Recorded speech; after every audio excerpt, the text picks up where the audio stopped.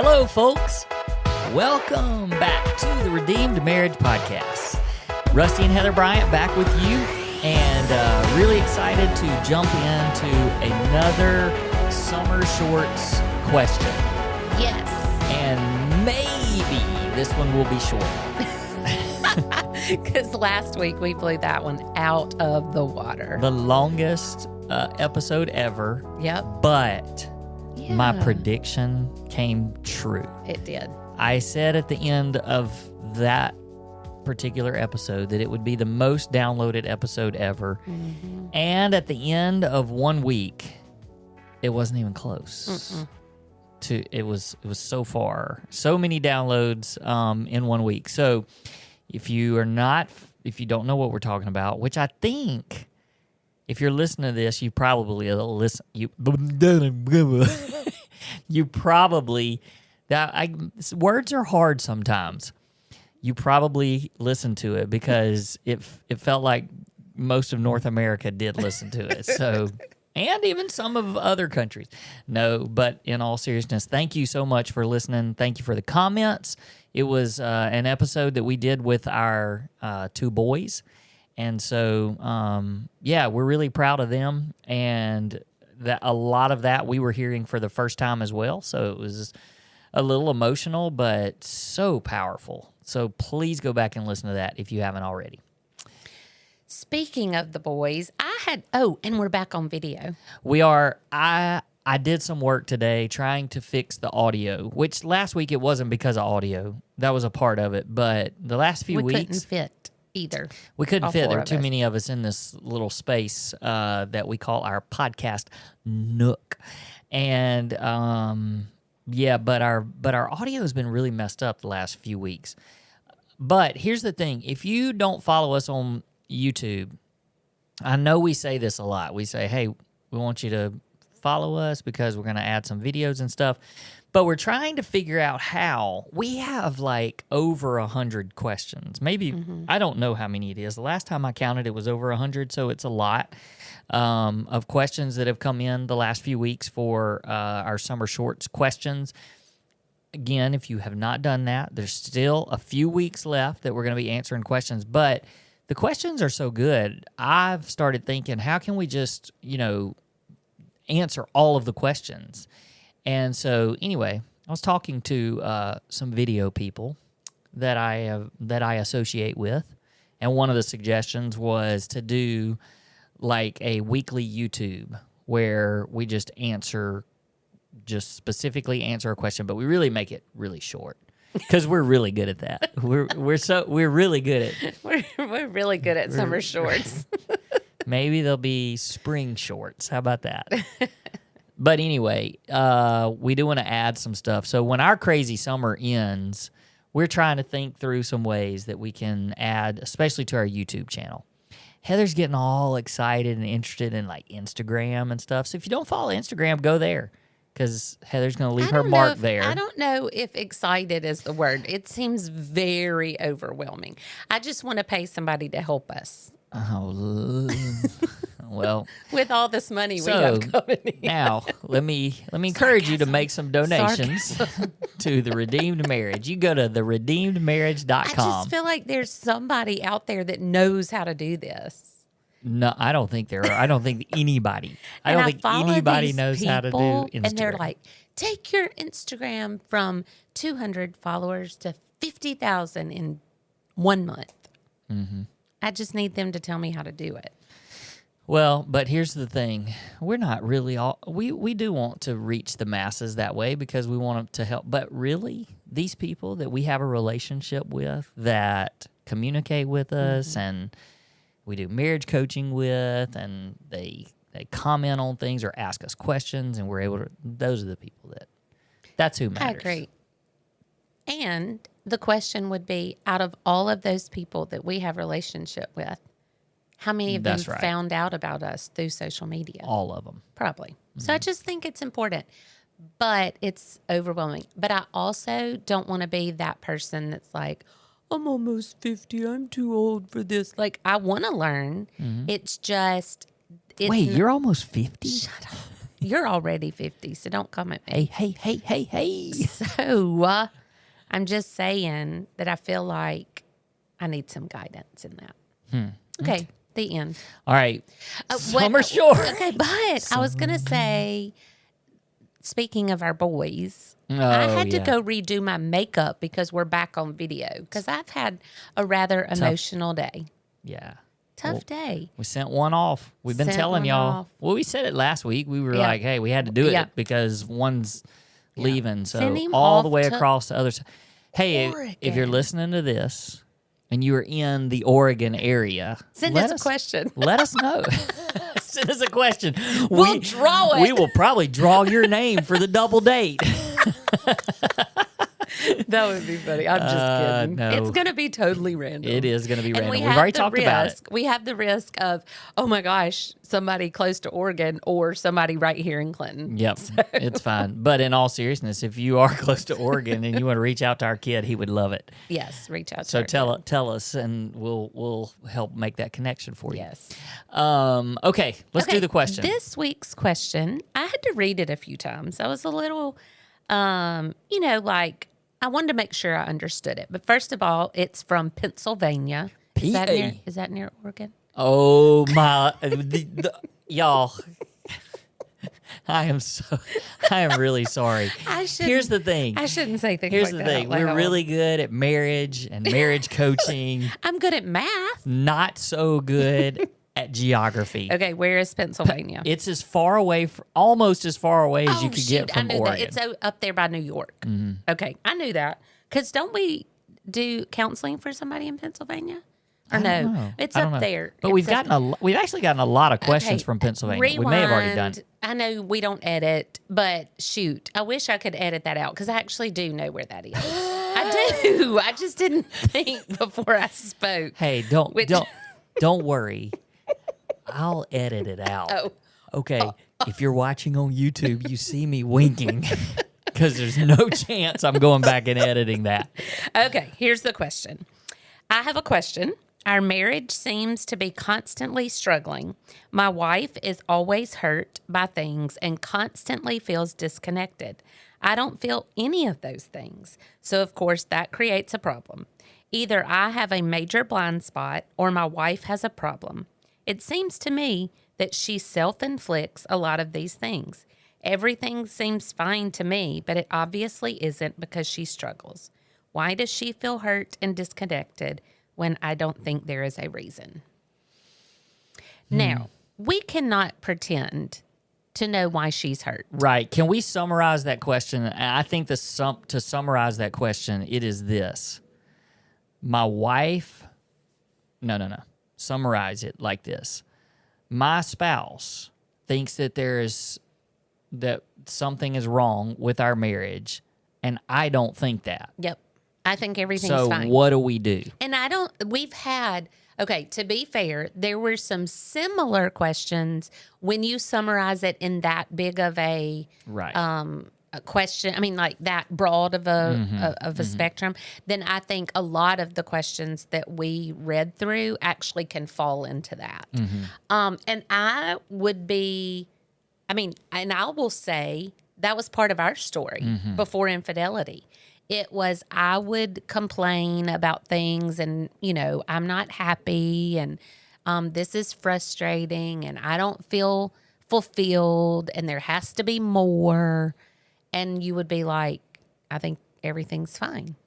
I don't know that I did say that, but not all the time. I would just hint at that, I think. Yeah, and when we were talking about this, I said I think the reason why it's important for us to address this is because I think maybe the majority of marriages, they go through bouts of this from time to time where one spouse is like, I don't feel connected to you, or gets really frustrated about something and hey, we're having problems, or I'm not happy, or whatever, and the other one's like, what's wrong? Like, I feel like everything's fine.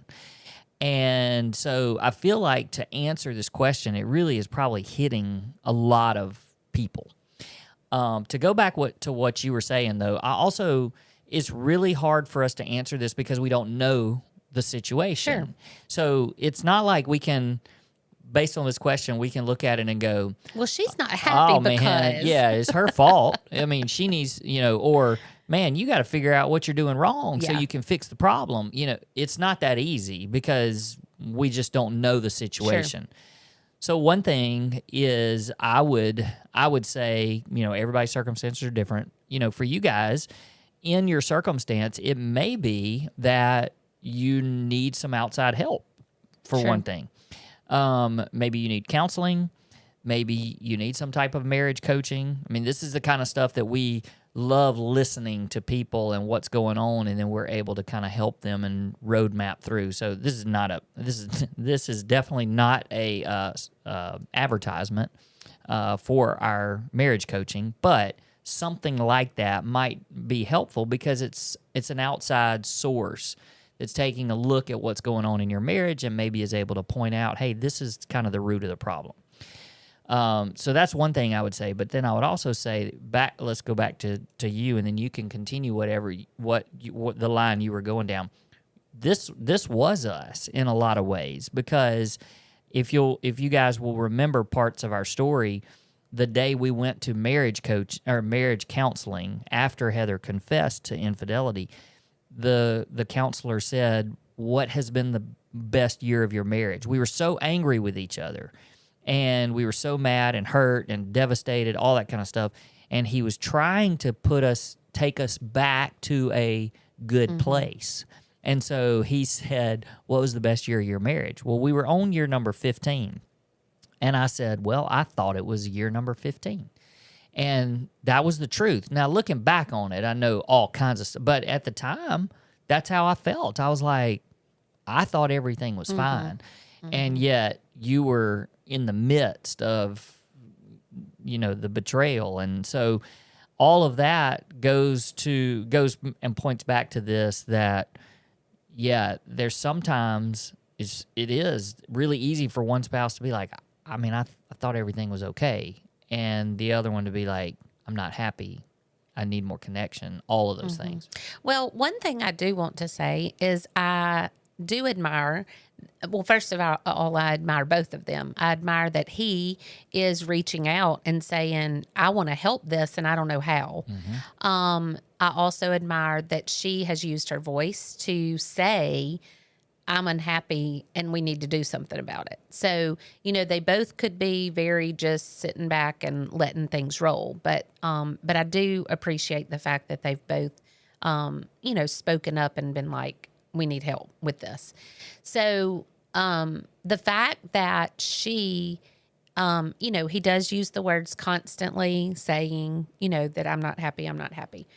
And, as I read that, my first thing I wanted to say was, and we say this all the time, it's not up to him to make her happy. Good. Yep. Her joy, your joy, if you're listening, has to come from the Lord and has to come from what you're doing in that relationship with the Lord and the relationship of your marriage. Yeah, because you say all the time, and we say all the time, that there's a spot in your life. There's this God-filled, a void that's a God-shaped void. Void. A void. A void. There's a hole. There's a God-shaped hole that only God can fill. Yeah. And again, that's, we're trying to paint a picture, a word picture, but you say it all the time, and that's the responsibility of ourselves to allow God to fill that. And then when you receive what you receive from your spouse, it becomes overflow. Right. And so, that was my first red flag in that, is just knowing that it's not his responsibility to make her happy. And so you got to let your husband off the hook for that. Now, with that being said, the whole point of this podcast is for people to have the marriage that they've always wanted, and they want to have a good marriage, and they want to be healthy, and they want to enjoy each other's company. And so that is definitely a part of it. But I don't think it's fair to dive into what he can do differently without saying, you have to address that it could be a lot of the other spouse that has that feeling of something's wrong, Right. A lot of it could be because that was totally me. right. I was expecting you to fix something that was wrong in me that had nothing to do with you. Mm-hmm. And you were not created for that. Right. And so the constant, you don't make me happy. You know, if you would do this, then I would just be happy. If you could do this, then I would be happy. It doesn't matter what this man does. If it's something in her, he could be the best husband in the world. And I've said this on this podcast. You were the best. I mean, you're the best of husbands. And the fact that you were the best of the best and I still was in need of more was the lack on my part and the lack in me. So let's just pretend that she's doing everything right. And what can he do to come alongside that? Yep. So we don't know. We That's can't right. pretend to know. And this same situation is happening all over the world. And so you get, with us being this broad, you get to insert yourself into where the problem might be in your marriage if you're feeling this. So that's the first thing, is the person who is unhappy, unfulfilled, doesn't have joy, is constantly frustrated. You got to look in you first. And so the other part would be, and I would say even before you move on from that, let's say that person does look inside them and say, no, you know, it really is. I think that there's something that's going on with my spouse and that part of the connection. So maybe it is like this question is true. So then that person that feels unhappy or unsatisfied or whatever, then it's their job to also, like this person has done, use their voice. Right. To say, That's right. hey, you know, I just think there's some things that we it can't be nagging and it can't be, oh, you never or you always. Don't use those words because they're not real to say never and always. But those are the things that if you can have a conversation where you can actually use your words and you can put, you know, you can put your finger on something. Hey, this is something that would really help our relationship. So that's going back to that person that's unhappy. But I think, like you said, we need to shift this conversation. Yeah. And I think what you were saying is the transition from one, if that spouse is really in a healthy spot and she's using her voice and saying, hey, I'm unhappy, these things are bothersome, maybe we could try this, then that's when we need to have a great conversation, and that comes down to communication. And you saying you don't make me happy is not great communication. No, it's awful. It's awful because I remember. I mean, I Sure. still to this I know day you do. remember, you know, times throughout our marriage in those first 15 years where you would just say, "I'm not happy," and like, I mean, that is the most crushing. Yep. Like, I still feel the pain from that. But what the translation of that was, I need you to make me happy. Yeah. And that's not their job. Right. It's not their job. If you're saying, I'm not happy, you are telling, if you tell your spouse, if you tell your kid, if you tell your boss, I'm not happy, what you're saying is, it's your job to make me happy. That's right. And that's not their job. It's not their job. But what you were saying, there needs to be some good communication on maybe things that could help Right. in the happiness department of making your marriage better. Well, let's also point this out that, you know, I think we actually got two similar questions from the same person. Okay. And they even said, I have a really hard time loving my spouse well, or how do I do that? And I think that, I mean, even self-admitting that and being able to say, you know, hey, I don't know, there's something off, I guess, because my spouse is saying that it's off. And so maybe I don't know how to love my spouse well and how they want. And like you were saying is there has to be some communication. But let's just say that there's not communication. We've talked about tools on here we talk about tools all the time of how you can love your spouse well.